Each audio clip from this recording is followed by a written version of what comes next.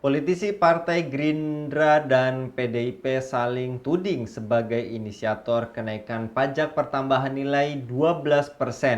Tudingan itu bermula ketika PDIP mengkritik. Mereka menyatakan penolakan terhadap kenaikan PPN 12%. Hal itu ditanggapi anggota DPR fraksi Partai Gerindra Wihadi Wianto. Wihadi pun meminta kenaikan PPN 12% tak digiring sebagai inisiasi Presiden Prabowo Subianto. Ia bahkan mengingatkan kebijakan itu merupakan amanat Undang-Undang Nomor 11 Tahun 2021. Apakah kenaikan PPN 12% benar-benar diperlukan di tengah melemahnya daya beli masyarakat? Mengapa elit politik lebih sibuk saling tuding ketimbang memikirkan dampak kebijakan terhadap rakyat? Untuk membahasnya kami terhubung dengan Direktur TV Bung Yuwana Triutomo. Kita sapa terlebih dahulu. Assalamualaikum warahmatullahi wabarakatuh Bung Yuwana. Waalaikumsalam warahmatullahi wabarakatuh, Bung Anggi. Terkait perilaku elit, Bung Yuwana saling lempar bola dengan adanya kenaikan tarif PPN 12%. Para elit parpon seolah mencari kambing hitam, bahkan bisa jadi ingin menunjukkan bahwa dirinya lah yang paling pro rakyat. Menurut Anda, Bung Yuwana, apakah elit politik lebih sibuk saling tuding ketimbang memikirkan dampak kebijakan ini? Ya, baik, Bung Anggi. Raditu billahi robba, wabil islami dina, wabi Muhammadin nabiyya wa rasulah, Rabbi zidni ilma warzuqni fahma, Rabbi syrah li sodri wa yassir li amri, wahlul uqdatam min lisani yafqahu qawli amma ba'd. Jadi memang pertanyaan ini mengandung keprihatinan yang sangat mendalam ya, karena relevansinya dengan konteks kebijakan publik ya. Sejak disonding Menteri Keuangan ya Bu Sri Mulyani beberapa pekan kemarin, kebijakan kenaikan PPN 12% ini banyak ditolak oleh publik ya, oleh Muhammadiyah. Bahkan ribuan masyarakat menandatangani petisi. Terus berbagai elemen masyarakat yang lain juga menolak. Ya, Gen Z demo itu juga ada beritanya begitu. Nah, gelombang penolakan oleh masyarakat ini kemudian memancing respon elit politik ya, sehingga di antara mereka kemudian saling tuding dan mencari kambing hitam. Seakan-akan mereka lah yang paling pro rakyat, terutama politisi Gerindra dan PDIP ya, saling tuding siapa inisiator kenaikan PPN 12% ini. Misal kalau dari PDIP itu ada yang pemeran si Oneng itu Bu Rike Diah Pitaloka itu di sidang DPR dia berharap Presiden Prabowo mencabutnya. Terus kemudian ditanggapi juga oleh yang dari Gerindra itu Pak Wihadi ya, Pak Wihadi Wianto. Dia bilang agar kenaikan PPN 12% ini tidak digiring sebagai inisiasi presiden. Kemudian dia mengingatkan kalau kenaikan PPN 12% ini merupakan amanat Undang-Undang HPP tahun 21, tahun 2021. Undang-Undang Harmonisasi Peraturan Perpajakan. Tapi ala kuli hal, apapun itu, mereka ya ketika Undang-Undang Harmonisasi Peraturan Perpajakan tahun 2021 itu mereka kan sedang berkuasa. Jadi mereka kan partai penguasa di era rezim Jokowi. Jadi suaranya pada waktu itu sangat signifikan. Harusnya partai-partai tersebut kan harusnya bertanggung jawab ya, baik Gerindra maupun PDIP harusnya sama-sama bertanggung jawab atas PPN 12% ini.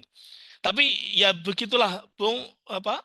Sepertinya mereka lempar handuk ya. Mereka lempar handuk sembunyi tangan. Padahal mereka lah yang menyusun undang-undang HPP itu. Mereka pasti di parlemen melakukan diskusi, melakukan debat dan lain sebagainya. Terus di mana tanggung jawab mereka? Dan yang pasti rakyat sudah tahu track recordnya. Jadi mereka itu sebenarnya tidak totalitas membela rakyat, hanya kedok saja. Dan mereka datang ke rakyat itu hadir hanya ketika kampanye saja, ketika menjelang pemilu saja. Jadi begitu, Bung Anggi. Ya, Kemudian, apakah kenaikan PPN ini benar-benar diperlukan masyarakat? Kalau diskusi pada kabar petang sebelumnya, bahkan narasumber kita pun mengatakan tidak ada partai Wong Cilik, yang ada partai Wong Licik. Kemudian, apakah kebijakan ini juga lebih menguntungkan pemerintah? Karena tadi begitu tingginya beban, hutang, dan lain sebagainya, sedangkan pemasukan hanya segitu, Bung. Ya, Bung Anggi. Jadi memang kalau kita pelajari latar belakang naiknya PPN 12% ini kan memang bukan dari masyarakat. Jadi ini problem sebenarnya problem yang sifatnya sistemik, Bung. Aroma kapitalistiknya itu sangat-sangat kuat. Jadi meski naiknya hanya 1% ya setiap tahun 2022 dari 10% menjadi 11%, kemudian tahun ini dari 11% menjadi 12%, tetap saja merepotkan masyarakat. Jadi memang kapitalisme ini menyusahkan rakyat kecil gitu. Jadi problem PPN naik menjadi 12% ini problem sistemik ya. Mengapa? Ya, paling tidak ada dua alasan. Pertama, alasan pemerintah menjalankan amanat Undang-Undang HPP, harmonisasi peraturan perpajakan itu pastinya ada peran legislatif. Sebagaimana saya jelaskan tadi, DPR tidak mencerminkan rakyat ya, bukan perwakilan rakyat, malah menjadi pemalak rakyat. Itu yang pertama. Kemudian yang kedua, politik APBN Indonesia ya khususnya anggaran fiskal yang defisit ini pada intinya kebijakan menaikkan PPN menjadi 12% ini karena pemerintah Prabowo sekarang ini sedang butuh uang untuk menjalankan program-program pembangunan nasional. Nah, APBN kita ini kan sedang butuh uang akibat mengadopsi kapitalisme, maka pembangunan yang dilakukan tentu dari pajak dan dari utang. Dan ini menjadi sebuah keniscayaan. Bahkan siapapun presidennya ketika selesai dilantik, dia pasti akan lawatan ke luar negeri untuk mencari investasi-investasi, utang-utang baru dalam rangka menutup anggaran yang defisit tadi. Jadi tidak hanya pajak, tapi juga utang, termasuk utang luar negeri. Mengapa ini bisa terjadi? Karena jelas sekali ini merupakan cermin dari kapitalisme yang diterapkan di negeri ini. Apalagi kalau kita kemudian belajar dari sejarah, ya rata-rata kebijakan pajak ini lebih banyak membebani rakyat kecil dibandingkan oligarki atau korporasi besar. Ya, misalnya dengan kebijakan menaikkan PPN 12% ini. Jelas sekali struktur pajak seperti ini tidak adil ya. Tidak adil, di mana kelompok masyarakat berpenghasilan rendah seringkali menjadi korban kebijakan kenaikan pajak ini. Ya, misalnya ada statement ya yang sering kita dengar kalau bagi rakyat itu ada tax every day, pajak sehari-hari dikenai pajak. Sementara bagi pengusaha besar, korporasi raksasa malah dapat tax holiday, dapat pengampunan pajak jadi libur. Ini kan jelas sekali tidak ada keadilan. Jadi politik dan kepentingan oligarki menjadi prioritas oleh pemerintah kita, oleh kebijakan pemerintah ini daripada kesejahteraan rakyat masyarakat yang harus menjadi perhatian mereka. Begitu, Bung Anggi. Dan menurut Anda, Bung Yona, apakah semestinya mudah saja bagi pemerintah serta DPR membatalkan kebijakan PPE 12% ini? Mengingat mayoritas fraksi saat ini mendukung pemerintahan Prabowo Subianto. Bahkan ada pun statement yang menurut kita itu mulai saat ini pun mendukung kenaikan ini. Ada salah satu parpol mengatakan berilah kesempatan pemerintah untuk menaikkan pajak 12% ini, bagaimana, Bung? Ya, tentu aneh sekali ya statement seperti itu karena penolakan dari masyarakat itu sangat gencar ya seperti tadi saya jelaskan di media massa Bang Muhammadiyah juga memberikan pernyataan terus demo-demo juga berlangsung ramai ribuan masyarakat menandatangani petisi itu penolakan itu ada. Kebijakan itu kan harusnya melihat realitas objek yang kebijakan itu akan diterapkan. Kalau ada penolakan-penolakan itu mbok ya kemudian berani mengevaluasi kebijakan tersebut. Mau gitu, legowo gitu loh. Jadi seandainya pemerintah dan DPR ini tuh betul-betul berpihak kepada rakyat, memiliki pemahaman keislaman yang benar, toh mereka mayoritas juga Muslim kan. Selain juga di Undang-Undang Dasar itu ada pernyataan fakir, miskin dan anak-anak terlantar dipelihara oleh negara, artinya negara wajib menjamin kesejahteraan warga. Ini tentu membatalkan kebijakan PPN naik ini sangat mudah sekali, Bung, sangat mudah sekali. Itu kalau mereka nawaitunya itu memang betul-betul untuk membela rakyat, nawaitunya memang betul-betul untuk kesejahteraan masyarakat. Tapi ya itu tadi, ini kan problemnya memang problem sistemik ya, Bung ya. DPR yang harusnya Dewan Perwakilan Rakyat malah menjadi Dewan Pemalak Rakyat. Nauzubillah min dzalik, malah mengkhianati rakyat. Nauzubillah min dzalik, ya astagfirullahaladzim. Ini sangat-sangat ironis ya. Padahal kalau kita ingat itu kan kebijakan pajak ini jelas-jelas haram menurut Islam ya. Di Quran surah An-Nisa 29 itu, ya ayyuhalladzina amanu, wahai orang-orang yang beriman, la ta'kulu amwalakum bainakum bil batil. Janganlah kalian memakan harta-harta kalian, harta-harta di antara kalian bil batil, dengan kebatilan. Jadi memakan harta dengan batil itu diantaranya adalah memungut pajak kepada rakyat, yang kemudian itu merupakan kebijakan yang sangat-sangat zalim. Selain juga hadis Rasulullah Muhammad SAW, la yadkhulul jannata sahibu maksin. Tidak akan masuk surga orang-orang yang memungut pajak. Jadi jelas sekali ya, mayoritas pejabat pejabat kita, pejabat pemerintah kita ini mayoritas adalah Muslim, dan kemudian atas berkat rahmat Allah yang Maha Kuasa, negeri kita ini juga merdeka dengan pekikan takbir ya. Bagaimana Bung Tomo dulu meneriakkan Allahu Akbar itu, masalahnya kemudian apakah mereka menyadari bahwa kebijakan yang mereka lakukan itu betul-betul menzolimi masyarakat. Terus kalau ditanya program pembangunan, kemudian bagaimana? Pembiayaannya bagaimana? Tentu bukan dengan pajak ya, bukan dengan utang ya. Kalau mereka mau menoleh sedikit saja kepada sumber daya alam negeri kita yang sangat melimpah itu, tentu mereka tidak akan melaksanakan pemungutan ya, tidak akan menarik pajak apapun bentuknya ya, PPNK, PPHK, PBBK, mereka tidak akan melakukan itu. Nah, untuk stabilisasi fiskal ya, untuk meningkatkan APBN negara itu bisa dengan dengan menarik ulang konvensi sumber daya alam yang itu dulunya diserahkan pada swasta, swasta asing lagi, kemudian dieksplorasi besar-besaran, kemudian dibawa lari ke luar negeri, dicuri, dirampok, dirampas ke luar negeri itu, pemerintah harus berani untuk menyetop itu, yang kemudian dikelola secara amanah oleh pemerintah, oleh BUMN misalnya begitu, sehingga mereka tidak lagi mengambil sektor pajak, tidak lagi mengambil utang, tidak lagi menjadikan pajak dan utang sebagai modal pembangunan ini. Toh juga ada di Undang-Undang Dasar kan, bumi dan air dan kekayaan alam yang terkandung di dalamnya dikuasai oleh negara. Jadi masalahnya memang mereka punya niat baik apa tidak. Kalau mereka punya niat baik memang untuk kesejahteraan masyarakat, apalagi di Nawaituni untuk ibadah, untuk sekedar mencabut kebijakan PPN naik 12% ini, itu sangat-sangat mudah, Bung Anggi. Masalahnya mereka mau apa tidak, begitu.